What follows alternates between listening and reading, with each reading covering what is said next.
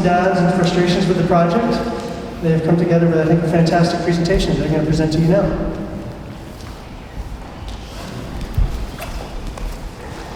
Welcome to this beautiful palace, and thank you for coming to listen to our presentation. Supposedly a picture can say 1,000 words. If that's so, then what can an object say? The answer is a story. An object can reveal a story about the past, a story about how it's still present now. Today, you are going to hear our story about an object, the hunting knife. Let's start at the beginning. The 2014 Curator Challenge started in January, when we went to the Lobkowicz Palace to receive our item. We knew exactly what it was and were already thinking about which way our research was headed. We made observations and noted anything that could give us clues to how it came into the possession of the Lobkowicz family. In class, we did many different activities to get ourselves to think of new ways to explore this artifact. We wrote 7 blog posts to show our progress and ideas. It was sort of like keeping a diary of all of our findings. Then, off to research. We spent months investigating our item and the story that went behind it. As the presentation day got closer, we started to do other things, such as writing a narrative nonfiction with the data we had collected, and designing a flyer containing information about our item. But after all the hard work, our main goal was to get here today and to present our object to you. Now, I'm going to describe our object to you, so you get a better idea of what it is. A very interesting thing about our object is that it is a knife that has an animal hoof attached to a steel blade. The bone of the hoof looks like a deer or lamb hoof. We also thought about that the hoof could be a dog's paw. After a few days of research in LSS class, we found out that the handle of the knife was made from a deer foot.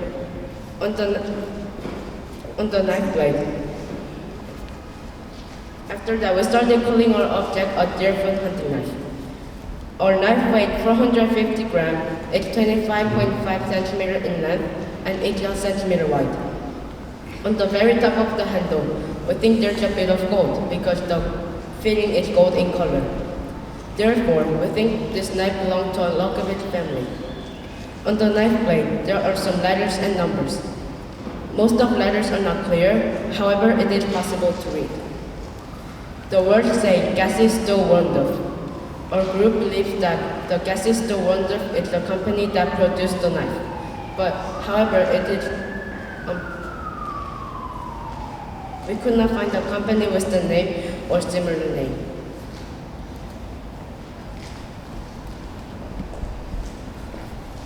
Here are some of the questions that we have been wondering about all through the Curator Challenge, such as, how did hunting change over the years?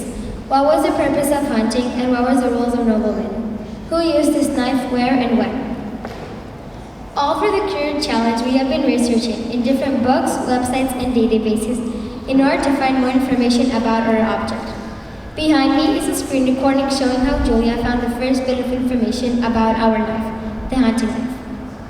To tell you the truth, at the beginning of the challenge, we basically typed questions to Google, and we hoped to get the answer straight away.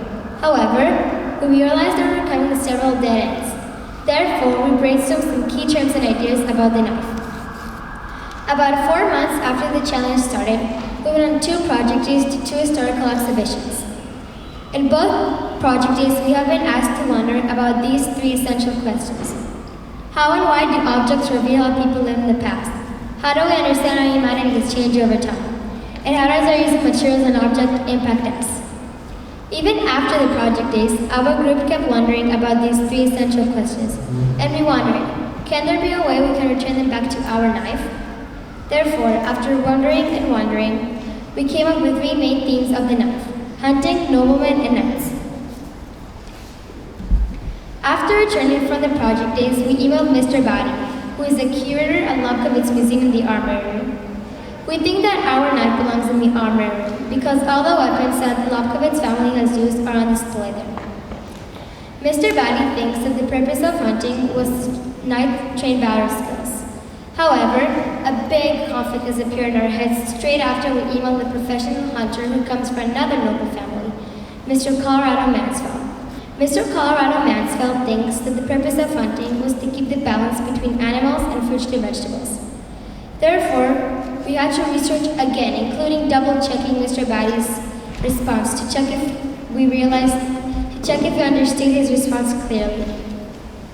After researching in 4 different websites, we are now sure that the purpose of hunting was for knights to train their battle skills. And so, we now understand that it is important to consider a historical fact of a professional curator than the opinion of a passionate hunter.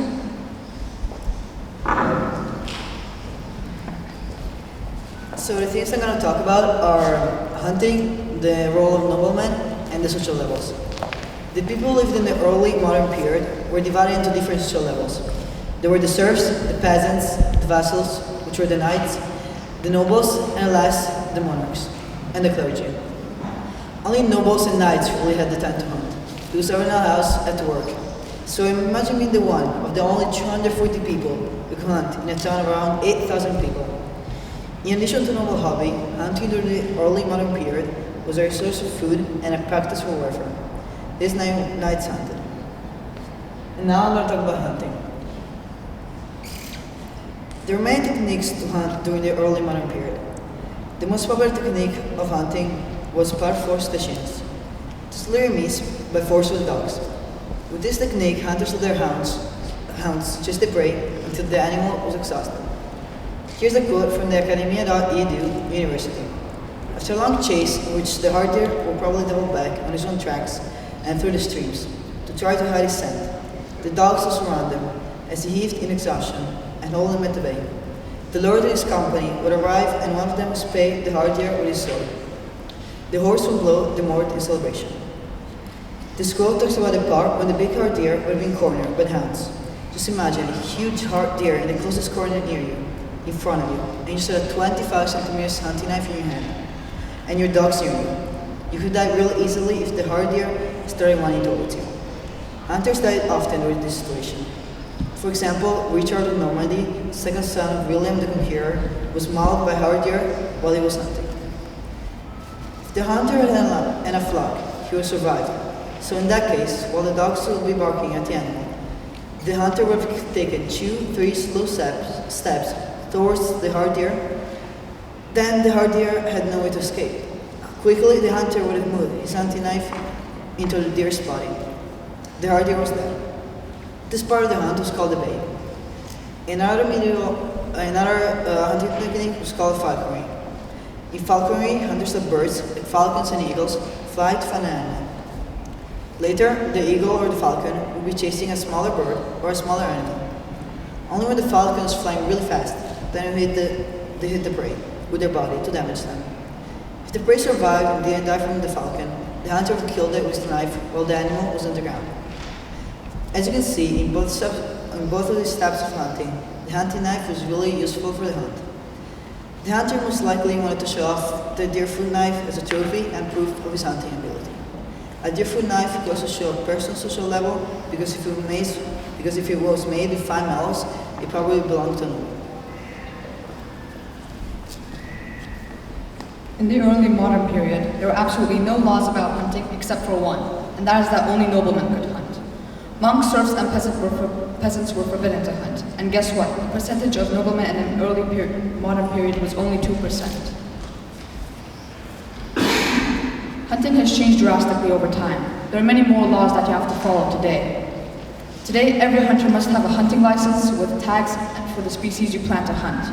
Also, to be able to hunt, you have to attend hunting classes, and only after that you receive the hunting license.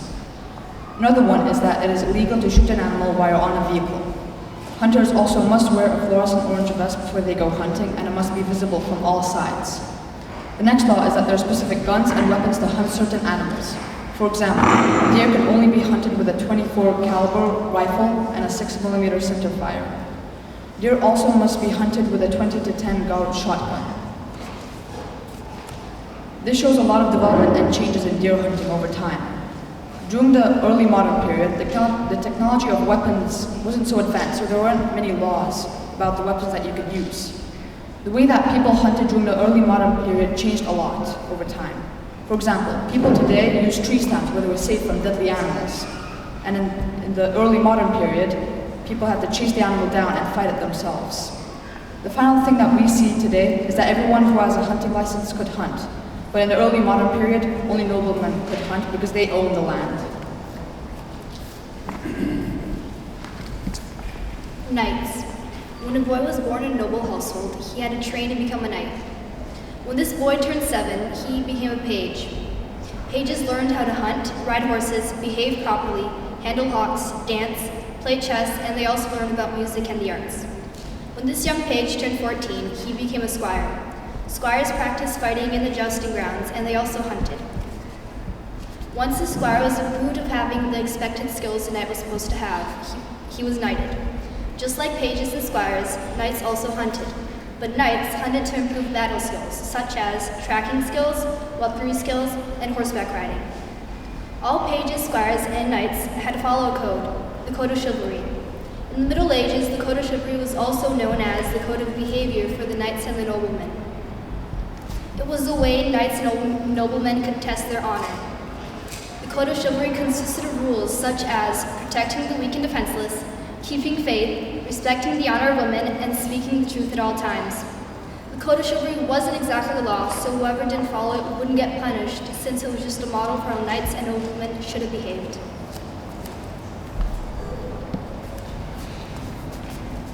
In conclusion, after all the research we have done, we have connected our knife to the Lobkowicz family. We have found that William, the younger Pope of Lobkowicz, has won or achieved a title called the highest hunter. We hypothesized the highest hunter was an award you could win for competing in hunting as a sport. We know that William lived before the knife was made, but that doesn't mean people in his family after him didn't like hunting. With William being a hunter, it would lead to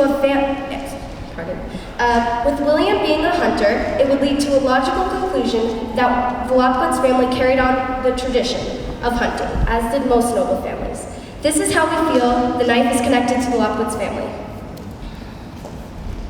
Thank you for your attention. We hope that you have learned that a simple object can tell a whole historical object. We know that we have learned that. Thank you for your time.